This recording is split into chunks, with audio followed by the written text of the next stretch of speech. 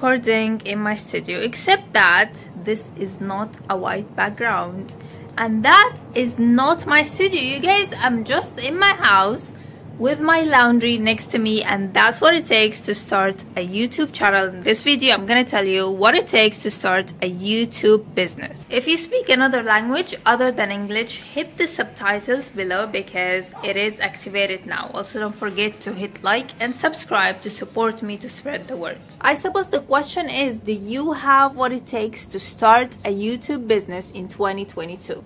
Excuse me, what's a YouTube business? And what does it take?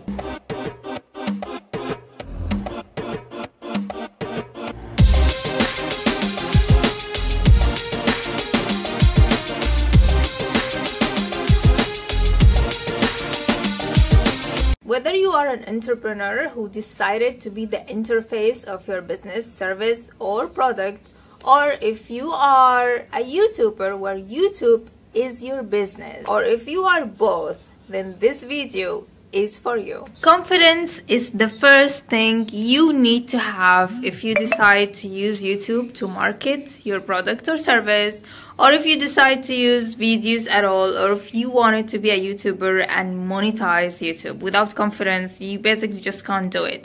And the bad news is you can never have confidence unless you practice. So what I did when I first started is I joined a really amazing group, which was like a Facebook group, and what it did is that it helped me to get over my fear. So I would record a video every day, and in 15 days I was amazed by the skills. And then in time, now I've been doing it for 2 years, and now I'm absolutely confident to pull my mobile and start talking. If you have a business, whether you have a product or a service, and you decide to become the interface of your product or of your service, you need to show up. You need to show who you are, you need to use your product, you need to use the law of familiarity. People need to know you, they need to accept you. Starting a YouTube channel and creating one YouTube video is probably the easiest part, because all what you need for it is really a mobile phone. Like I'm using my Vivo mobile phone. You need a stand, you need some light, and I would say just a window and a perfect timing of a day for your lighting. You need a script and a background like this, or a wall in your house, or you can even record it outside in the nature. In some cases, not all the time, I would recommend getting a microphone. For your post-production, you will definitely need a simple editing software. This is the one that I use in my laptop, and that's the one I use in my mobile phone. In the domain of confidence, my advice for you would be to start today. Grab your mobile phone and start talking. And by the way, you're not gonna look good in your first videos. You're not gonna sound well. You're not gonna sound like yourself. You're gonna sound like someone weird or someone you're not used to, but that is okay, and that is natural, and that is absolutely part of the process. Just keep on doing it and you'll get better. The second thing I want to talk about is the techniques. What does it take to record a YouTube video, and what techniques do you have to have? You want to make sure that you have the energy for it. People are not gonna listen to you if you just show up and you're like, okay, now buy my product. People want to see stuff. People want to remain engaged. And these are the techniques that you're going to be developing as you move forward. One of the life-changing techniques that I use is to reduce the production time and reduce the post-production time. What does this mean?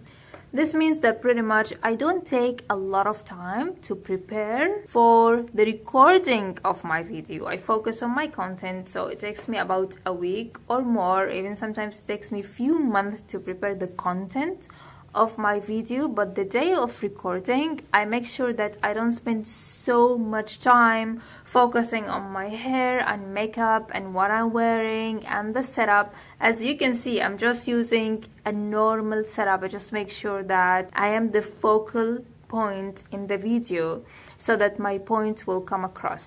A mistake that I used to do at the beginning is I would spend so much time setting up my camera and setting up my microphone and make sure that the background is perfect.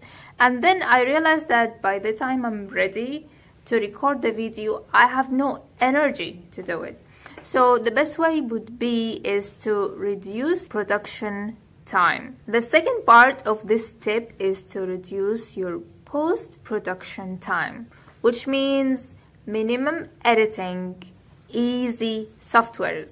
So what I do is that I start my editing in my mobile phone in case I'm recording by my mobile, and this is the application that I use. It is for free and is super easy.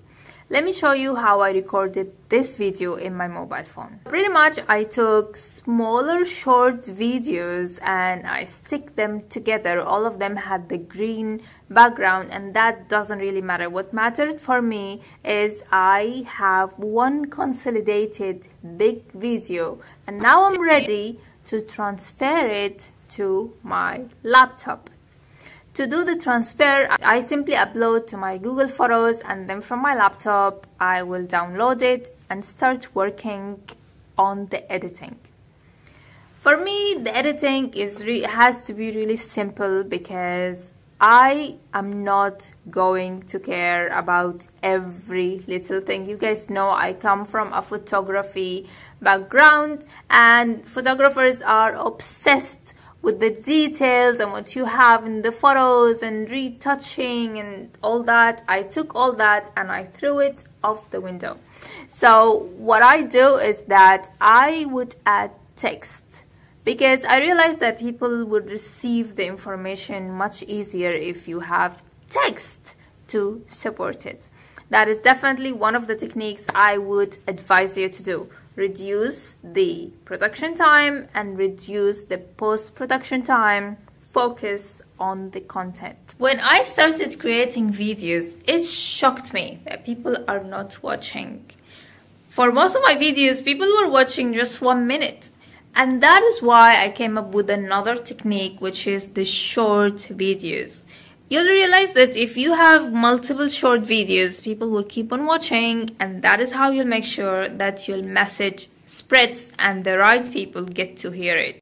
Statistics, you guys, are a great way to understand your progress and understand where you're standing. And let's see how I read my statistics. Say for example, you posted multiple YouTube videos and you're realizing that your audience is being engaged to a certain type of videos, a certain topic. That's when you have to double and to increase this type of content that your audience is reacting to. That's why if you are new to this domain, do not limit yourself too early. Give it some time so that you know what is the style that your audience wants from you and what are the topics that they want from you. And a great advice that I received was that you have to find the balance between what you want to share and what the audience wants from you to share. Let's say this is what you are sharing and this is what you absolutely love and this is what your audience like. Now you need to find this part.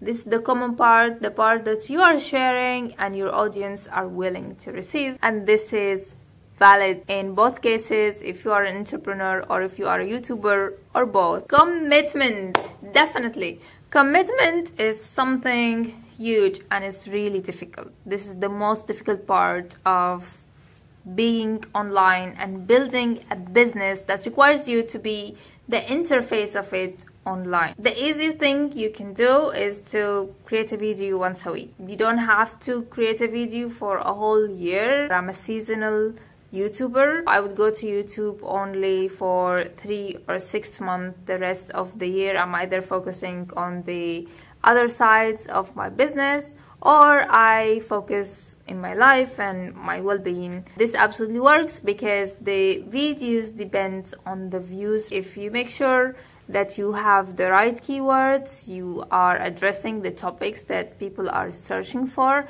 YouTube is gonna take care about spreading the word and about spreading your videos, and you would be able to really reach a lot of people without continuously creating content. A famous technique that is really useful for commitment is to batch record. I tried batch recording. It doesn't really work for me because I just can't spend so much time per week recording videos or per month, and I get really bored.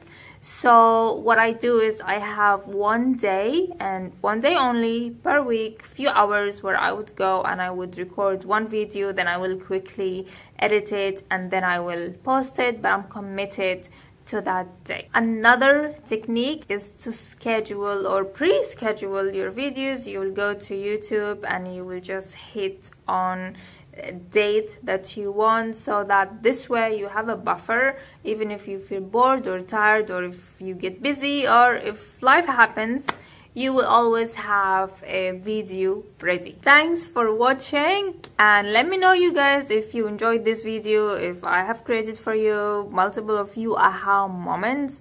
Let me know in the comments below and say aha. Also, like and subscribe so that more people will get the benefit of my channel. Thank you, and see you next week.